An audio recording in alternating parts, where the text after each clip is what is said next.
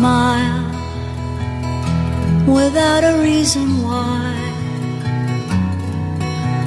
Love as if you were a child. Smile no matter what they tell you. Don't listen to a word they say, 'cause life is beautiful that way. Tears, a tidal wave of tears.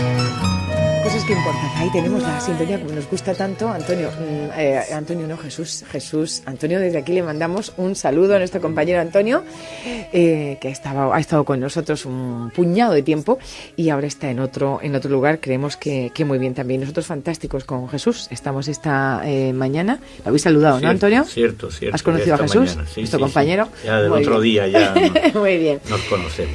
Bueno, pues vamos a esta hora a abrir este otro capítulo de cosas que importan. Y a mí cuando veo llegar a nuestro invitado, pues digo, vamos a tener un programa fantástico. Sí. Ya hago mis cábalas ya. Hace unos días ya estuvo aquí con nosotros y nos dejó tan buen sabor de boca, ¿verdad, Antonio? Sí, porque... Antonio Lucas, muy buenos días. Buenos días. Tony, buenos días, buenos bienvenido. Días, ¿Qué tal? ¿Cómo estás? Vamos a hablar con Tony García Arias, a la sazón secretario. pero que digamos que fundamentalmente profesional de la enseñanza. Sí. Eso es. Que es eso, y que se dedica alma, corazón y vida como la canción de la enseñanza, y tenemos pocas horas hasta más. Cuando tiene un ratito escribe. Sí, cierto también. Cierto. Cuando le sobra un ratito escribe. Y la verdad es que bueno, pues vamos a seguir hablando, como es natural, de educación.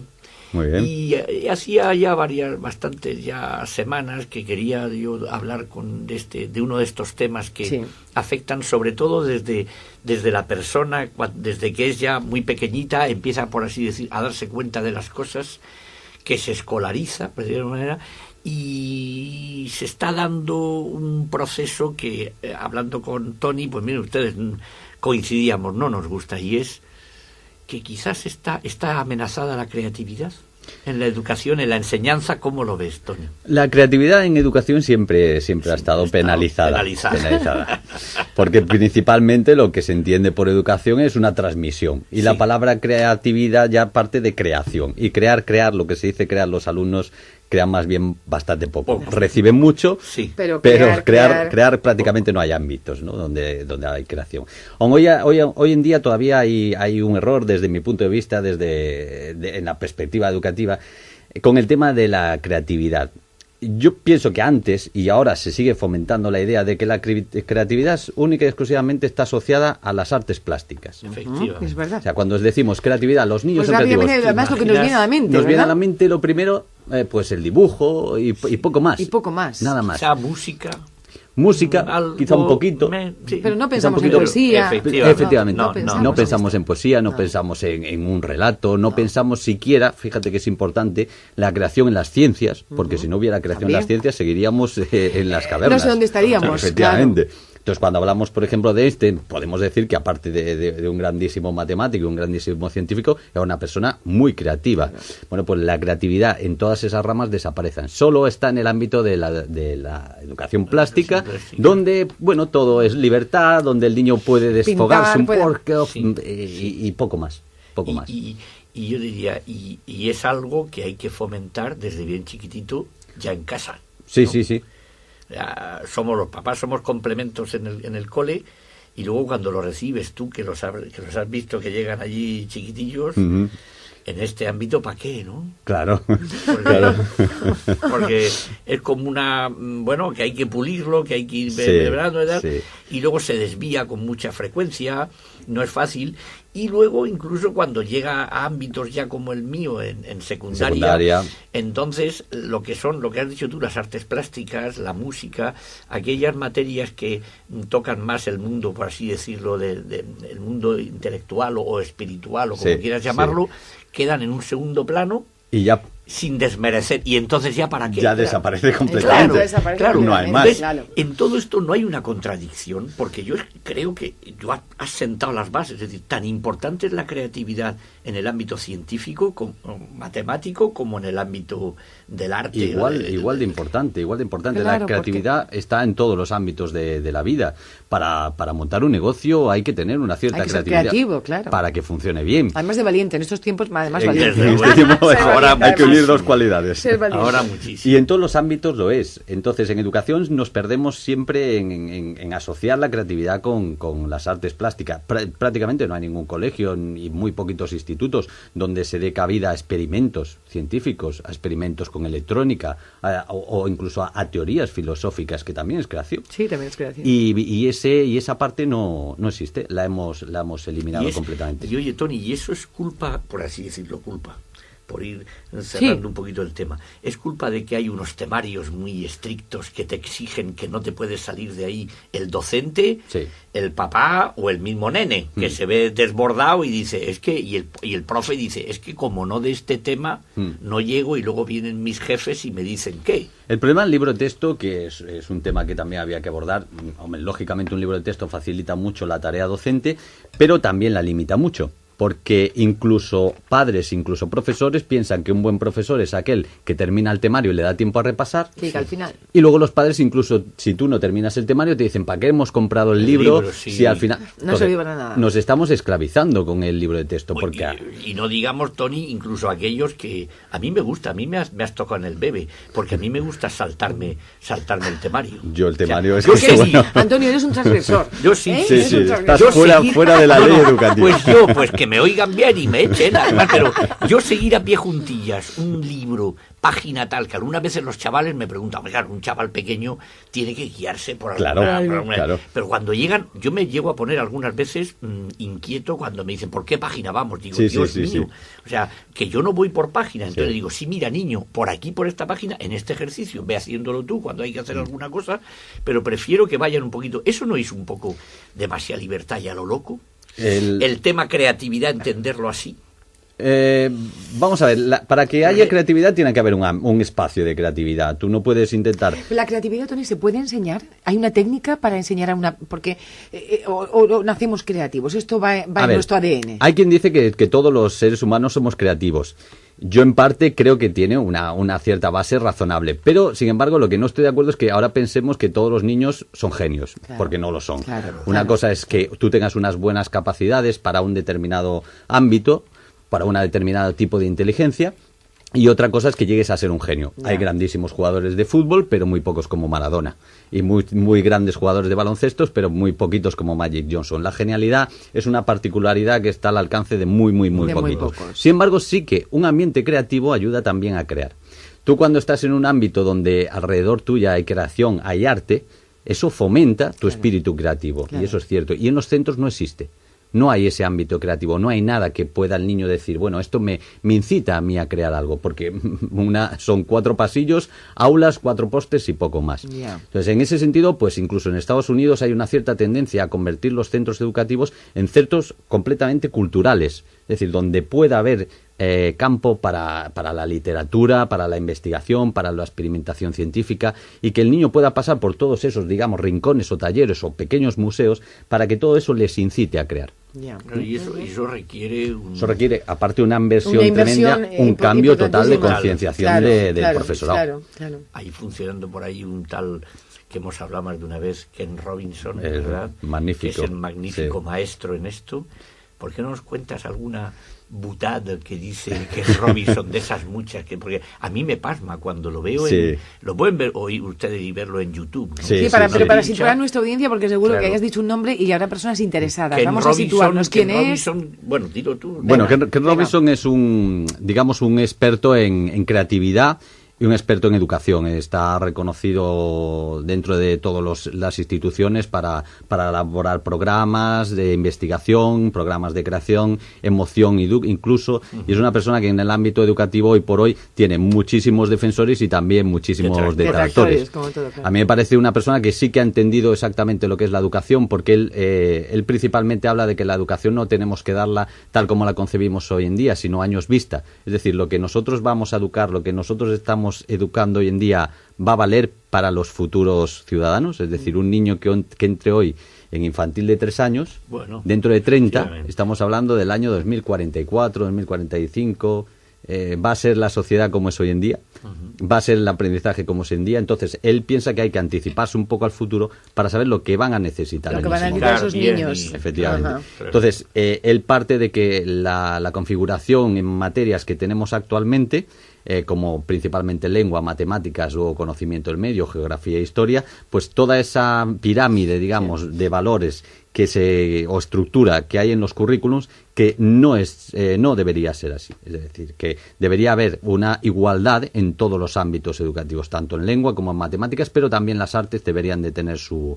reconocimiento. Y es curioso, Toni, porque se tiende a reducir ese sentido, precisamente esto, los espacios en las horas, por hablar en plata, de música y tal. Y claro, a mí me preocupante, francamente, porque yo, sin embargo, creo que eso, a mi juicio, es, digamos, un volantazo que hemos tenido que dar para reconducir un error que llevamos años y un daño que llevamos años causando, porque tú y yo lo vemos a diario, lo que es la comprensión lectora y la expresión oral, actualmente es un desastre. Hemos perdido la lectura, hemos perdido la escritura, y entonces hemos tenido que dar un volantazo para recuperar todo ello. Es fundamental el área de lengua. Está claro que es fundamental porque es la que te abre los caminos al resto de los aprendizajes. A partir de ahí, es todo a partir de ahí. Efectivamente.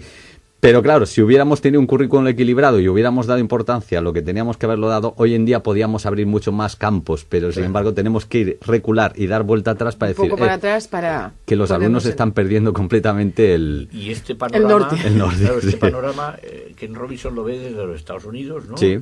Y aquí es aplicable. Aunque él es británico, sí, bueno, sí, pero vive en Estados Unidos, se trasladó allí, sí. Y aplicarlo aquí a España, a nuestra mentalidad, a cómo está ahora mismo esto que llevamos muchos años, según comentas, de retraso, de ponernos al día, costaría, y en estas circunstancias en las que estamos es duro, ¿no? Costaría. Bueno, en estas circunstancias es más complicado, porque hoy en día la influencia económica es brutal.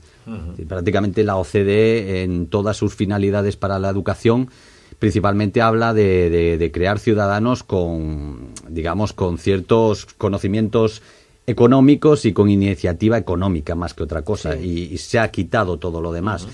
Entonces es complicado porque vivimos en un periodo donde la economía manda, ¿no? Y las artes y el resto de la cultura queda completamente marginada. Y luego, aparte, yo creo que hay que cambiar completamente la filosofía del profesorado, que yo creo que es el principal responsable actualmente de que las cosas funcionen como funcionan. Porque sin duda el profesorado es el responsable del futuro. Claro, es el intermedio, ahí es el intermediario formando el futuro. Efectivamente, formando futuro. Sí. Y además, con tantas opciones que se quiere llegar con muy buena, yo lo veo con muy buena intención, se quieren mejorar cosas, pero claro, vamos dando unos pasos que quizá van dañando otros. Son como los daños colaterales. No sé qué opinarás, y hombre, yo no quiero que se moleste nadie si me oye decir esta barbaridad, o a lo mejor no. ¿Qué vas a decir, Antonio? ¿Qué vas a decir? Vamos a agarrarnos a ver. Se está hablando de un plan en la enseñanza, en la educación, que es el famoso de ir, es un programa en donde el programa famoso lo habrás oído tú, Toni, de las tablets. La Educación 21 se llama, o algo así. Claro, muy interesante, pero no chirría por algún lado. A ver, la incorporación de las nuevas tecnologías en el aula es fundamental. Es obvio, eso no lo puedes tú rechazar, ¿no? Pero ¿y cómo se conjuga esto? Porque es complicado. Mira, hace poco salió un informe de un conocido educador también, que ha escrito distintos libros, que decía que, por ejemplo, en Noruega, pues utilizan prácticamente todas las aulas, tienen pizarra digital, pero el sistema educativo, la metodología que utilizaban sigue siendo la misma que hace 100 años. Con lo cual, lo único que hemos transformado en realidad es utilizar la pizarra, la herramienta. Y las herramientas no dejan de ser más que herramientas. Entonces, la incorporación de las tablets es importante que los niños utilicen las tablets para poder llegar a una información, ¿no? Pero que la herramienta sea la que vaya dirigiendo el proceso de enseñanza-aprendizaje, a mí me parece una auténtica barbaridad. Eso es lo peligroso. Y hoy en día parece que todo tiene que ser a través de algo, de un medio tecnológico. Además, lo hemos comentado muchas veces, el poder tocar un libro, claro.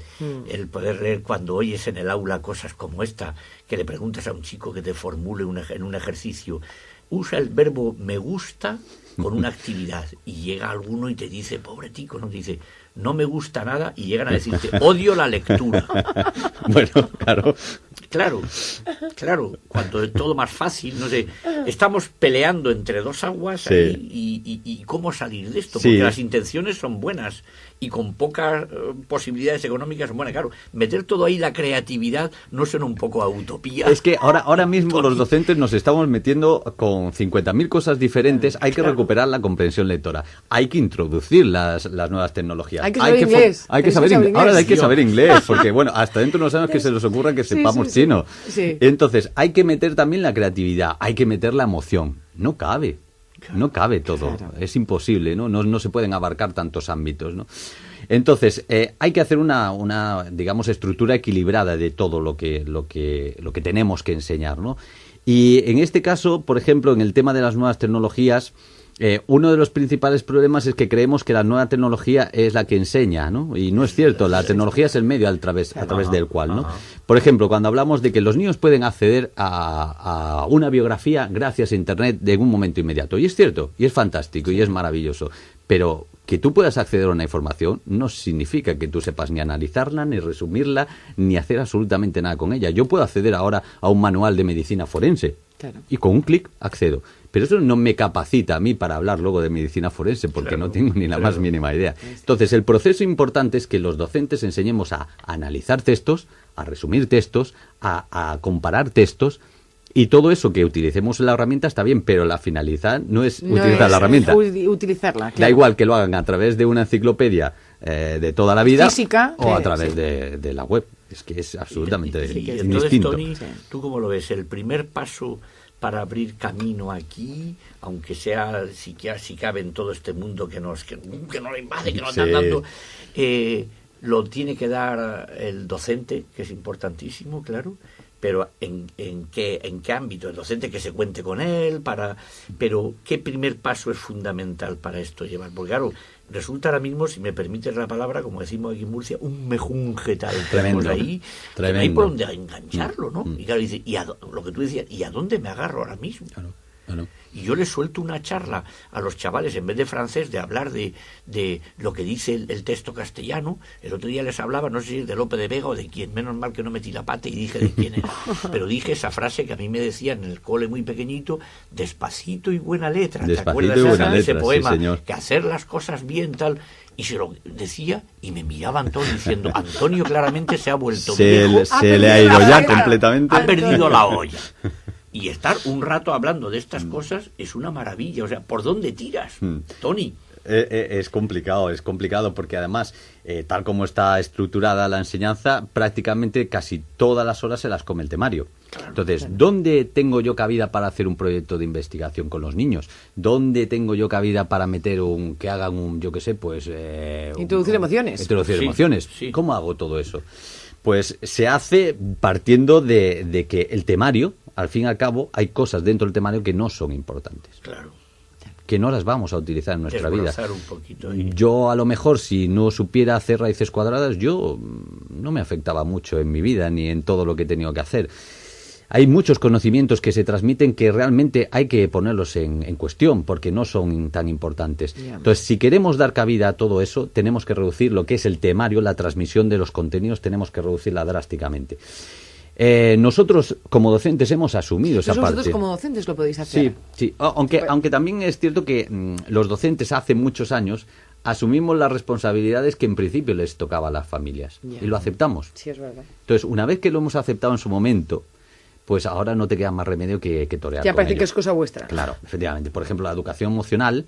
Yo muchas veces los digo en plan exagerado a algunos padres que me vienen con unas historias terroríficas y me vienen con unos cuentos tremendos. Yo a veces le digo, yo estaría de acuerdo con darle toda la educación sexual, emocional, todo lo que, pero el día de la boda estoy yo.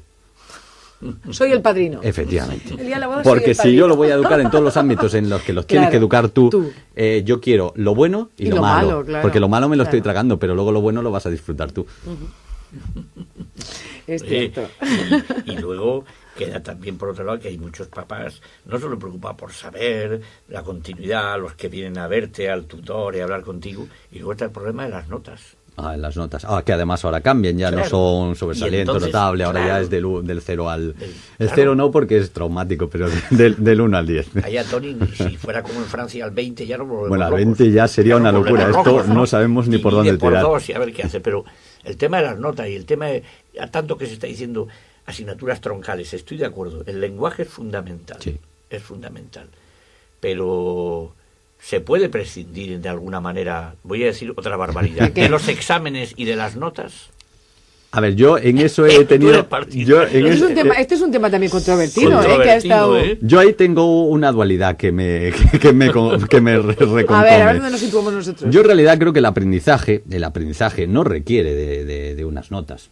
Yo pienso que no, el aprendizaje... Es el aprendizaje. Claro, debe verse como algo mucho más normal. Otra cosa es que haya unas pruebas para que tú veas por dónde está yendo el alumno, para reconducir un poco el proceso, ¿no? A ver dónde nos estamos equivocando, a ver en lo que estamos fallando. Pero en realidad notas no hacen falta. El aprendizaje debería ser algo mucho más normalizado para todos. Yeah. Es decir, tú tienes que ofrecer una educación, como Estado ofreces una educación, y la gente tiene que saber que tiene que aprovecharla. Hay muchas veces que el error está en nosotros y otras veces está en los alumnos y en la familia. Sí. Y si esos alumnos y esa familia no quieren aprovechar 16 años de educación que le ofrece el Estado, bueno, pues luego ya tendrá sus propios problemas. Pero como tal, dentro del proceso, yo creo que tanto tú como yo como profesores sabemos perfectamente casi a principio de curso qué alumnos son buenos y qué alumnos son peores. Bueno, sabes tú que siempre hay el juego ese que dices que ellos a los 2 minutos ya te han hecho un estudio bestial total de todos los tics, ya saben, bueno, lo hemos hecho nosotros también. Tus debilidades, tus fortalezas, saben todo. Y a nosotros, en cambio, el ir conociendo a cada uno te va costando, te va dando, pero al final los conoces. Los conoces. Y entonces, claro, ahí tocabas un tema también que es el equivocarse, el error. Sí. Notas, un planning o un plan de seguimiento, ¿no?, de los temas que vas tocando, y luego yo llegaría. Y se habla también mucho, y en este aspecto también Robinson creo que habla algo de esto, ¿no?, de que se puede o se debe admitir el error en la enseñanza, en el alumno, El error es parte fundamental. Si a ti te ven que metes la pata, hay gente que no te lo perdonan. Y los alumnos, cualquier fallo que puedas tener en la pizarra, bueno. Bueno, ¿para qué, no? Mira, te voy a comentar una cosa. Yo tenía una vez una alumna, que era un tema muy curioso, que cometió unas faltas de ortografía terroríficas. Y un día yo cogí y le dije, con varias redacciones que habían hecho unos niños, la había sacado a apoyo y le dije, pues las vas a corregir tú. Bueno, no les permitió ni una falta, y se las sabía todas. Dónde iban acento, dónde no iba acento, dónde había punto, dónde no había punto. Y dices tú, o sea, cuando tú lo creas, me lo haces fatal. Sin embargo, para corregir a los demás, pues esa motivaba a la alumna a poner en funcionamiento todos sus conocimientos. Todos, para que veas lo que es la motivación en esa parte, ¿no? Importantísima. Entonces, claro, con respecto al error es parte fundamental del aprendizaje. No ha habido ninguna teoría, ningún experimento que haya salido a la primera. O sea, es parte de ensayo-error. Así es como vamos avanzando. Efectivamente, claro. Es que es una parte más. Otra cosa distinta es lo que algunos profesores consideran de que cualquier cosa vale. No, cualquier cosa no vale. Pero el error es fundamental. Y sí que tenemos ese pequeño problema los profesores de que todo tiene que ser como nosotros lo enseñamos. Y no es así. Yo me acuerdo cuando era alumno, que no era especialmente muy buen alumno, yo me acuerdo principalmente en la clase de filosofía y en la clase de literatura que la daba el mismo profesor. Recuerdo en segundo de bachiller que él nos leía poemas y nos leía, por ejemplo, el mito de la caverna y todas estas cosas, ¿no? Y luego te preguntaba qué creías que quería decir el autor. Entonces, Claro, a mí me cogía siempre en fuera de juego y yo decía lo que vagamente podía haber interpretado de lo que estaba comentando. Entonces él, antes de que terminaras prácticamente tu exposición, te decía directamente ¡no! Te gritaba ¡no! Claro. Y decía, lo que quiere decir el autor es esto. Y bueno, pues si tú quieres que yo te diga eso, dímelo desde el principio. Claro. Dime, tienes que decir esto. Evidente. Entonces, ese error que tú puedes reconducirlo y decir, no es exactamente, pero te vas aproximando. O en esto sí que has acertado, pero esto ya no tiene nada que ver. ¿No? O vuelve a leer a ver si sacas otra interpretación. Pero decirte directamente, no, porque esto es lo que tú tienes que saber y por tanto todo esto es lo que tú tienes que transmitir, no vale para nada. Eso va ligado un poquito a la idea que tenemos de premiar y castigar. Sí. Claro. Total, ¿verdad? Claro. Sí, totalmente. O sea que en el ámbito de las familias, Toni, día a día. El ámbito de las familias día a día. El premio nene debes de enseñarle a pensar un poquito, sí. No coartarlo desde el principio. Sí. Y entonces lo haces creativo. Sí, totalmente. Pero dejándolo, perdonarme, que no me he perdido un poco, sí. Dejándolo que se equivoque. Claro. Dejándolo que se equivoque. Claro. Reconduciendo, porque la equivocación es parte del aprendizaje, pero tienes que reconducir. Ya. El castigo-error funciona en algunos casos como... Bueno, en algunos casos sí que no queda más remedio que aplicar ese tipo de medidas, porque son más bien temas conductuales que tienes que cortar y es normal, pero en cuanto a castigar porque un alumno se equivoque o cometa un error en determinadas cosas, pues es... Tú recordarás, no Toni, la famosa frase esa de la película esta de hace poco, los chicos del coro, acción-reacción. Acción-reacción. Vaya. Sí, señor. Vaya, es así, ¿no? Y en casi todos los ámbitos de la vida funciona la acción-reacción, ¿no? Acción-reacción. Pero es cierto que tenemos que cambiar esa filosofía de que a una acción equivocada va un castigo, asociado a un castigo, o una bronca o un punto negativo. No, si ves que el alumno está interesado y simplemente ha cometido un error, hay que reconducirlo. Yo tuve una vez una alumna que era sudamericana, recién llegada, con un nivel muy bajo, una familia pues con muchas necesidades, incluso en su propio país, donde prácticamente no tenía acceso ni a la educación. Y yo me acuerdo que en la primera evaluación que le hice para saber qué conocía, me tocó justo en conocimiento del medio y le puse pues qué es la masa. Y ella me respondió que era un monstruo verde. Y dije yo, la intención está. Total. La intención está. Y ella sacó de lo que conocía, intentó decir lo que sabía. Bueno, ¿eso merece un castigo? Yo creo que no. Claro que no. De alguna manera, no solo los docentes tenemos que apoyar el tema de la creatividad, de aprender al chico desde pequeñito vaya tomando opción, no solo en la adolescencia que opte por o que tome un camino, sino y lo estamos haciendo desde pequeñitos. Yo pienso que no, yo pienso que ya desde pequeñitos lo que intentamos es enseñarles el mundo como es real, y si el niño pues tiene otro mundo imaginario o tiene otra forma de ver las cosas, pues directamente lo castigamos, ¿no?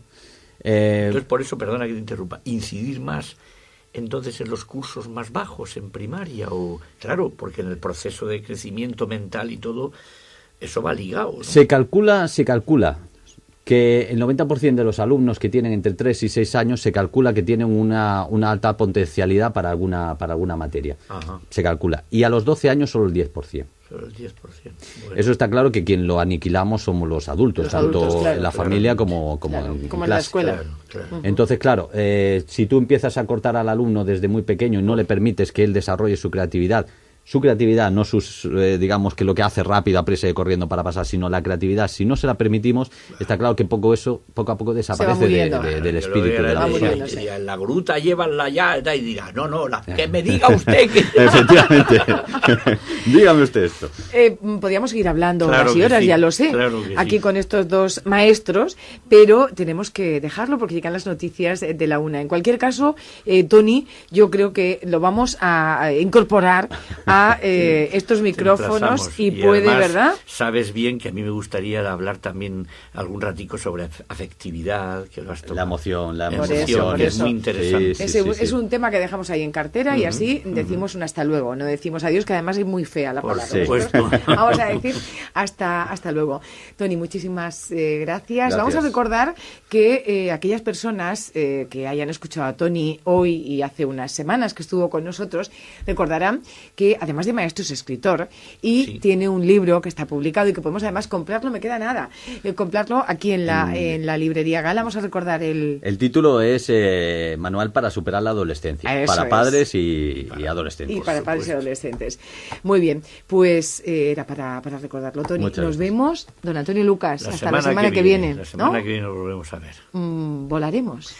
Vamos a estar un poco